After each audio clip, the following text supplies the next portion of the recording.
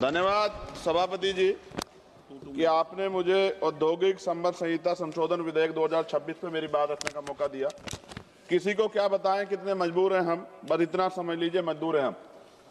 सभापति जी, मजदूर का पसीना सूखने से पहले उसको उसकी मजदूरी मिल जाए, ये बहुत महत्वपूर्ण है।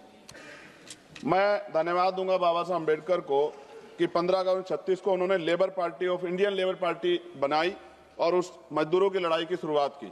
1942 में वो जब लेबर मिनिस्टर थे तो 12 घंटे से घटा के 8 घंटे काम किया, महिलाओं के लिए मातृत्व लाभ दिया और लेबर के जो सामाजिक सुरक्षा थी वो दिलाने का काम किया। अब मैं बिल पे आता हूं सभापति जी। कहा जा रहा है केवल एक तकनीकी संशोधन है, लेकिन जब बात श्रमिकों के अधिकारों, औद्योगिक संतुलन और करोड़ों परिवार के भविष्य की आएगी तब कोई संशोधन केवल तकनीकी नहीं होता है, हर शब्द का असर होता है, हर प्रावधान का परिणाम होता है। महोदय, वर्ष 2020 में सरकार ने 29 श्रम कानूनों को 4 श्रम संहिताओं में समाहित किया था। उस समय विपक्ष ने कहा था कि सुधार के नाम पर श्रमिकों की सुरक्षा कमजोर ना हो जाए। महोदय, ये विधेयक कहता है कि पुराने कानून ट्रेड यूनियन अधिनियम 1926, औद्योगिक विवाद अधिनियम 1947, औद्योगिक रोजगार अधिनियम 1946 का निरसन वैधानिक रूप से हुआ है। लेकिन मैं सरकार से पूछना चाहता हूं, क्या पुराने कानूनों में मौजूद श्रमिक सुरक्षा प्रावधानों का मूल्यांकन किया गया है? क्या राज्य और श्रमिकों संगठनों से व्यापक परामर्श हुआ है? क्या स्थायी आदेश अधिनियम के तहत श्रमिकों को मिलने वाली सुरक्षा कमजोर की नहीं हुई है? क्या जिनके लिए कानून लाया, क्या उनसे आपने कोई चर्चा की है? क्यों ट्रेड यूनियन हड़ताल पे है?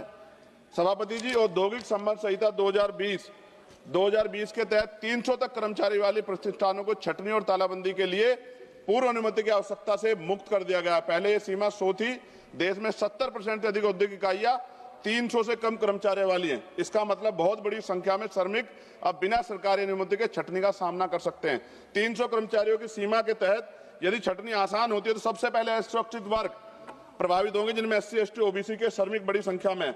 मेरे संसदीय क्षेत्र नगीना में विश्व प्रसिद्ध लकड़ी नक्काशी उद्योग के लिए जाना जाता है। वहां हजारों कारीगर छोटे उद्योगों में काम करते हैं। सभापति जी, श्रमिक व पारंपरिक हुनर से जुड़े इस परिवार इस कानून से प्रभावित होंगे। हमारे क्षेत्र की अधिकांश इकाइयां 50 से 250 इकाइयों कर्मचारियों के बीच हैं। यदि 300 की सीमा के तहत छटनी की अनुमति बिना पूर्व स्वीकृति के दी जाती है तो इन छोटे उद्योग में कार्यरत श्रमिकों की नौकरी की सुरक्षा पर सीधा असर पड़ेगा।